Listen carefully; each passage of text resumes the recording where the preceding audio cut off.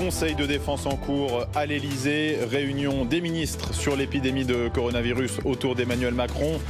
Deux mesures sont étudiées, le report du deuxième tour des élections municipales et des mesures de confinement beaucoup plus strictes que celles qui sont en cours en ce moment. Le président de la République prendra la parole ce soir à 20h. L'Union européenne tente d'apporter une réponse commune à cette crise. Des mesures aux frontières extérieures de l'Union seront finalisées et annoncées dans les prochaines heures, d'après l'Elysée.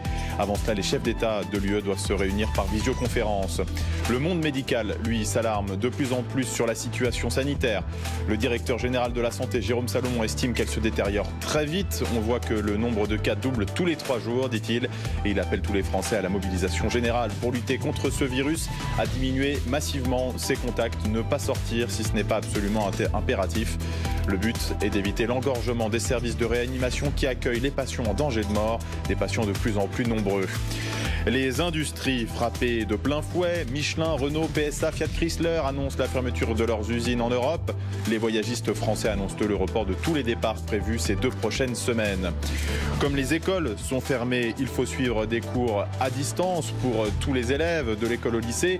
La classe virtuelle voulue par le gouvernement, cela passe par Internet et les sites dédiés de l'éducation nationale et des établissements. Rien ne marche, les ENT, les espaces numériques de travail sont saturés, témoigne un enseignant sur France Info. France Info. Et tout est plus clair.